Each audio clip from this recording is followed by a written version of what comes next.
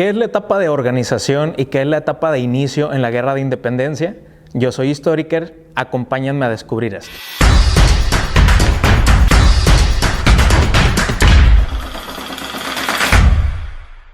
La Guerra de Independencia, para el caso de México, tiene 4 grandes divisiones con las que podemos hacer una clasificación de sus diferentes épocas o de sus diferentes etapas. Generalmente cuando nos la muestran o nos la enseñan en la escuela, siempre nos han hecho pensar que es un proceso único que empezó en 1810 y concluyó en 1821, pero esto no es así. Durante estos 11 años de enfrentamiento armado, de proceso político, de proceso militar, pues ocurrieron muchas cosas que ayudaron o permitieron que las cosas se fueran acomodando. Entonces, la independencia, para este caso, se divide en 4 grandes periodos. En esta ocasión vamos a hablar o vamos a comentar acerca de los 2 primeros, que es la etapa de inicio y es la etapa de organización, que en mi muy particular punto de vista tenemos que poner como mucha atención porque mucho de lo que nos han dicho o mucha información que nosotros dominamos o conocemos desde hace mucho tiempo atrás, pues justamente se ancla, nace o surge en estos momentos. Para empezar, la Nueva España era una olla de cultivo, ¿de acuerdo? Estaban sucediendo diferentes cosas al mismo tiempo. Estaba Napoleón invadiendo España, los reyes habían abdicado, había un gobierno monárquico francés usurpando el trono de España.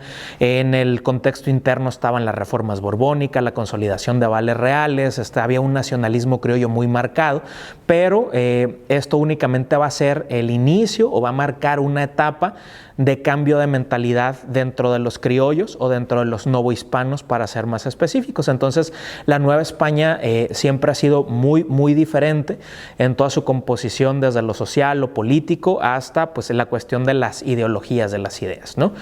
El proceso de independencia, para el caso de la Nueva España, de nuestro país, inicia en 1808. A diferencia de lo que nos han dicho, que Miguel Hidalgo y el estandarte y la campana, bueno, ese es otro momento. Pero antes de todo este periodo, de todo este fenómeno, en 1808 ya había habido un intento por la autonomía de la Nueva España. Voy a ser más específico.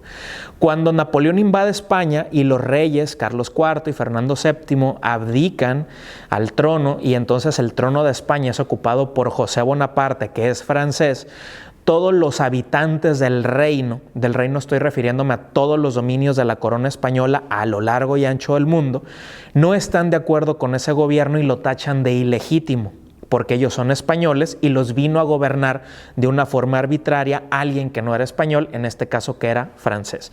Entonces, tanto en España como en toda la porción del reino español, en ultramar, básicamente lo que es el continente americano, todos los ciudadanos del reino quieren separarse de ese gobierno francés, de ese gobierno ilegítimo, más no de la corona ni de la monarquía española. Entonces, en el caso de España inician un movimiento de juntas que se van a replicar también en el caso de la Nueva España. En 1808, el primer intento se le atribuye a Melchor de Talamantes, Francisco Primo de Verdad y Francisco Azcárate. Ellos forman parte del ayuntamiento de la Ciudad de México. Entonces, hay una disposición que dice que en ausencia del rey, la cabeza del reino, es decir, quien va a tomar las decisiones, es el ayuntamiento de la Ciudad de México, porque es el órgano político más importante después del virrey y después del rey en este caso, ¿no? Entonces, estos novohispanos se ponen a pensar y dicen, bueno, pues tenemos un gobierno ilegítimo en España, no reconocemos ese gobierno, y entonces nace la idea de separación respecto a ese gobierno o de autonomía respecto a ese gobierno de José Bonaparte. Y entonces estos integrantes del Ayuntamiento de la Ciudad de México le proponen al virrey de ese momento la idea de que declare la independencia, pero respecto a esa monarquía ilegítima. Y entonces se trataba de reservar el gobierno y de reservar la corona a Fernando VII, que era el rey legítimo, para que cuando él regresara retomara todas las actividades y entonces la vida virreinal siguiera como lo venía haciendo pues hasta ese momento, hasta 1808. El virrey de ese momento es José de Iturrigaray. José de Iturrigaray accede, pero hay un sector conservador que no está de acuerdo con esta idea de autonomía o de separación respecto a la monarquía ilegítima que está funcionando en España, y entonces terminan tomando preso a los personajes que ya les comenté, Francisco Primo de Verdad, Francisco Azcárate y al virrey. Pues básicamente entran una noche del 15 de septiembre de 1808, entran al Palacio Virreinal, toman al virrey, a la familia, y lo embarcan rumbo a España.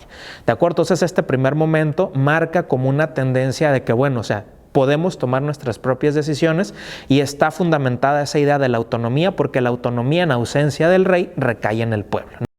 Entonces, ¿quién es la cabeza del reino? Pues el Ayuntamiento de la Ciudad de México. Entonces, es el primer antecedente. El segundo ocurre un año más tarde, en 1809, y se conoce como la Conspiración de Valladolid.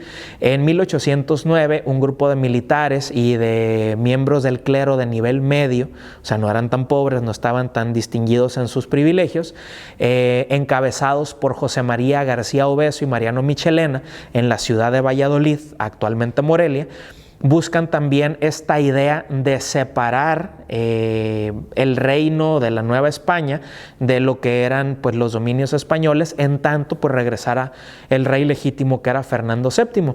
Esta conspiración fue descubierta, fue denunciada, y entonces el virrey de ese momento era Francisco Javier de Lizana y Beaumont. ¿De acuerdo? Entonces él pues ahí como que le da sus cachetadas ahí a los conspiradores, y entonces todo sigue funcionando en santa paz. Estos dos primeros intentos forman parte no de los antecedentes y tampoco del inicio. Es como un limbo, ¿de acuerdo?, que existe entre lo que dio origen como antecedente a la independencia de la Nueva España y lo que va a ocurrir posteriormente en una etapa de inicio. Ahora bien, vamos a entrar al movimiento que sí pegó, ¿de acuerdo?, al que sí tuvo éxito, que fue el tercer, pues la tercera es la vencida, dice el dicho, y entonces esto ocurre en la Conspiración de Valladolid. Resulta ser que el corregidor, que es como una especie de gobernador de Querétaro, en su casa se organizan ciertas conspiraciones o juntas clandestinas que agrupan a miembros muy visibles criollos del ejército virreinal. Entre ellos está Ignacio Allende. Ellos, para darle más visibilidad al movimiento, buscan a un personaje que fuera muy icónico, que fuera reconocido, que fuera respetado, a un personaje popular, pues que moviera a la gente. Y entonces se dan cuenta que en el curato de Dolores, de la Villa de Dolores, un pueblito ahí del actual estado de Guanajuato, hay un cura que está haciendo mucho trabajo, que es parrandero, que es jugador, que le gustan las corridas de toros, que ha beneficiado a los indígenas, que tenía trabajos permanentes y temporales para muchos indígenas, y así poderles dar pues un cierto tipo de sustento. Y estoy hablando de Miguel Hidalgo. Miguel Ignacio Gregorio Gallaga Mandarte Villaseñor, tiene un montón de nombres, ¿no? El caso es que pasó a la historia con Miguel Hidalgo. Y entonces lo invitan a sumarse, ya que el movimiento está muy avanzado. Hidalgo de inmediato accede. Las conspiraciones entonces son en Valladolid, justamente en la casa del corregidor, para no levantar sospechas. En estas conspiraciones se trata de poner una fecha, que era el 4 de octubre, iba a haber una feria muy cerca ahí en esta zona de Querétaro, donde acudía muchísima gente, y entonces ahí se iba a levantar el movimiento, iba a dejar la clandestinidad para poder salir a la luz pública. ¿De acuerdo? Entonces esto no va a ocurrir porque obviamente, pues como sabemos, esto fue descubierto pues mucho tiempo antes, ¿no? Básicamente el centro de todas las conspiraciones es Querétaro. Participa también Guanajuato, porque pues es el centro económico, porque pues de ahí se obtenía mucha de la riqueza del virreinato, como era la extracción del oro y de la plata. Entonces Guanajuato también no podemos dejarlo como de lado, ¿no? Va a pasar un momento, o va a llegar un momento, donde los primeros días de septiembre se descubre esta conspiración, y al mismo corregidor es al que le llega la denuncia que hay unos conspiradores. ¿De acuerdo? Entonces él, a pesar de que es conspirador, tiene que ponerse en su papel de autoridad virreinal, y entonces se compromete a investigar. Y entonces él tiene que capturar a sus compañeros de conspiración. Esto ocurre los primeros días de septiembre, el 13, el 14, la mañana del 15 de septiembre. Resulta ser que la esposa del corregidor, que es Josefa Ortiz, de Domínguez, como ha pasado también a la historia, es una mujer muy activa y es una mujer muy pensante y es una mujer muy astuta, y entonces ella quiere actuar. ¿De acuerdo? Entonces ella, cuando quiere actuar, su marido mira, que es el corregidor, y entonces también esto ha pasado a la historia como un chisme, ¿no? Porque el corregidor toma a Josefa, que es su esposa, la encierra en su cuarto, en su alcoba, con llave para que no pudiera salir, y entonces en la tarde del 15 de septiembre de 1810, Josefa Ortiz de Domínguez está desesperada y quiere notificarle a sus compañeros conspiradores que la conspiración ya fue descubierta y tienen que actuar de inmediato. No tenían tiempo que perder, porque si no, pues iban a ser apresados. Y entonces Josefa Ortiz de Domínguez empieza a brincar en el piso de su alcoba. Pues obviamente las casas virreinales, las casas o las habitaciones de las casas están en el segundo piso. En la parte de abajo están las caballerizas. Entonces un caballerango escucha el ruido que viene de la alcoba de la corregidora, y entonces sube, y entonces Josefa le dice: da aviso a Allende, la conspiración fue descubierta. Este se considera, por ejemplo, para los queretanos, que es el primer mensajero, y se conoce así como el mensajero de la independencia, porque este sujeto cabalga durante varias horas hasta llegar a la villa de San Miguel el Grande o el Alto, ¿no? Actualmente San Miguel de Allende, para darle aviso a Allende, que era donde Ignacio Allende tenía un regimiento de dragones de la Reina, aproximadamente 250, 300 efectivos militares. Pero cuando llega este mensajero, Ignacio Allende no está en San Miguel, y entonces le dicen que está en la casa de Miguel Hidalgo, en la villa de Dolores. Y entonces este mensajero toma su caballo y se encamina hasta la villa de Dolores por otras horas. Entonces, de tal forma que llega la madrugada ya del 16 de septiembre a la casa de Miguel Hidalgo. Se dice que toca la puerta. Miguel Hidalgo, uno de los sirvientes de Hidalgo, abre. Hidalgo sale ahí en pijama, ¿no? Y entonces Miguel Hidalgo sale así como todo dormido, y entonces todos están muy inquietos porque la conspiración ya fue descubierta. Y entonces Hidalgo les dice: a ver, serenos, morenos todos, porque lo primero que vamos a hacer es tomarnos un chocolatito caliente, ¿no? Entonces manda a hacer chocolate. Señores, ya cuando están en el chocolate todos, dicen: no hay más remedio que ir a coger gachupines, ¿no? Se arreglan todos, pero Hidalgo es muy estratégico, y aquí viene lo siguiente. La Iglesia Católica, el día 15 de septiembre, festejaba, porque es una fiesta que ya cayó en desuso, a la Virgen de los Dolores. El pueblo en el que está Hidalgo se llama Dolores, en honor a la Virgen. Y la iglesia de Miguel Hidalgo es la parroquia de Nuestra Señora de los Dolores, ¿ok? Resulta ser que el 15 de septiembre era su fiesta patronal, y entonces había feria afuera. Había puestos de mercado, había vendimia, había artesanías, había indígenas que iban a comprar sus cosas. El 16 de septiembre de 1810 cabe resaltar que era domingo, y los domingos toda la gente tenía que ir a misa. Y la primera misa era a las 6 de la mañana, y a esa misa todos los indígenas estaban obligados a ir. Y a las 6 de la mañana empezaba el mercado que estaba frente a la parroquia. Entonces Miguel Hidalgo, poquito antes de las 6 de la madrugada, sale con todos sus acompañantes de su domicilio, llega a la parroquia de Dolores. Y aquí viene otro mito, perdón si les echo abajo algo que se hayan creído mucho en la primaria, pero Miguel Hidalgo manda a sus campaneros y les dice: llamen a misa con repiques, ¿no? Y entonces echan las campanas de las dos torres de la iglesia al vuelo. Y entonces la gente, pues al escuchar, antes los mensajes eran con campanas. Si se moría alguien, pues las campanas sonaban a duelo o a muerte. Si había júbilo, pues sonaban a algo, ¿no? Todas las campanas avisaban muchas cosas. Y entonces, cuando la gente de la Villa de Dolores empieza a escuchar que las campanas no se callan y que están al vuelo, ya hay mercado. Era la fiesta del pueblo. Había todos los indígenas esperando entrar a misa, más todos los chismosos que llegan a ver qué está ocurriendo. Y entonces es donde Miguel Hidalgo pronuncia el famoso grito. Y entonces el grito, no hay una versión que digan: pues Miguel Hidalgo hizo un escrito y lo dejó. No. De lo que poquito que sabemos es de Lucas Alamán, que es un historiador del siglo XIX conservador, que escribió lo que él se acordaba, ¿no? Y entonces hay otros relatos que también ahí de la época, que de lo que se acordaron o de lo que decía la gente que dijo Hidalgo, pues lo pasaron a la historia. Entonces, más o menos Hidalgo dijo que estaban en contra del gobierno francés, ¿de acuerdo? No el de la corona española, que había pues que levantarse en armas porque había llegado el momento de la autonomía.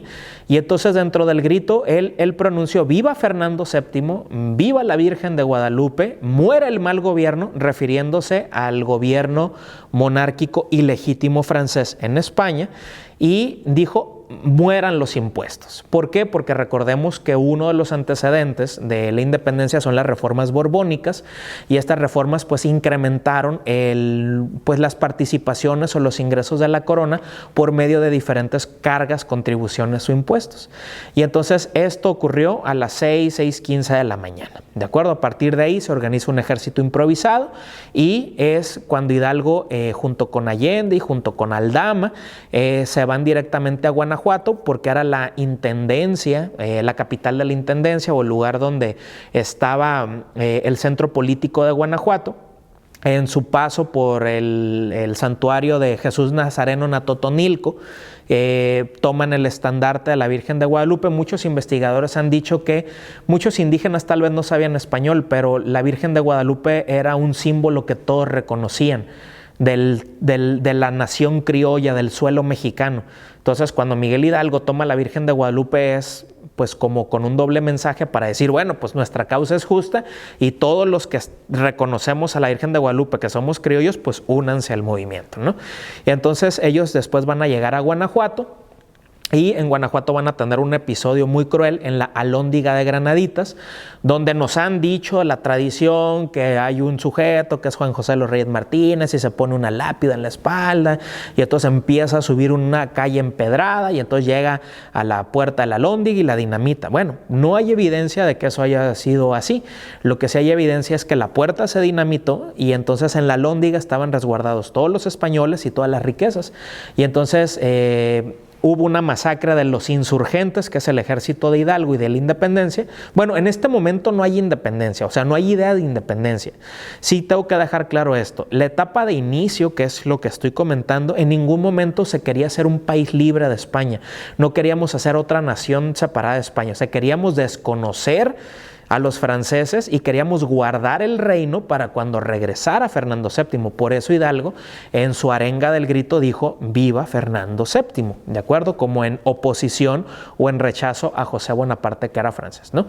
Entonces, después del episodio de Guanajuato, Hidalgo se encamina a la Ciudad de México, que era la capital del virreinato, pero no entra porque se dice que recibió una amenaza del virrey donde le decía: bueno, si entras tú y haces los desmanes que permitiste hacer en Guanajuato, pues vamos a pasarle cuchillo a todos tus familiares. Y entonces Hidalgo retrocede, y entonces en ese momento tiene una confrontación con Ignacio Allende, y la primera etapa del movimiento pues se mira un tanto perdida. Van a pasar algunos meses donde Hidalgo tiene su ejército, donde Allende tiene su ejército. Posteriormente, para 1811, se van a reagrupar. Ellos van hacia el norte, hacia Chihuahua, buscando apoyo de los Estados Unidos para comprar armas. Y entonces hay una emboscada en las norias del Baján, donde son capturados todos y son fusilados por traición, ¿de acuerdo? Esto es lo que ocurre en el inicio. Entonces, en este primer momento, insisto, no hay idea de separación respecto a España, pero sí hay una idea de autonomía, de, bueno, nosotros nos gobernamos en lo que pues liberan a nuestro rey, ¿no? Ese es el inicio. El inicio está marcado por la desorganización. El inicio está marcado por la improvisación, el inicio está marcado por no tener un plan claro, por no tener una estrategia. Obviamente hay batallas épicas que los insurgentes ganan, pero pues no va a ser suficiente porque pues el virreinato es un monstruo y tiene una operación pues muy destacada, ¿no? Poquito antes de que Hidalgo fuera prisionero, uno de sus antiguos alumnos, José María Morelos, se encuentra con él, y entonces Hidalgo le encomienda que se haga cargo de la insurgencia en el sur del virreinato. Y entonces aquí vamos a estar entrando a la segunda fase del movimiento de independencia.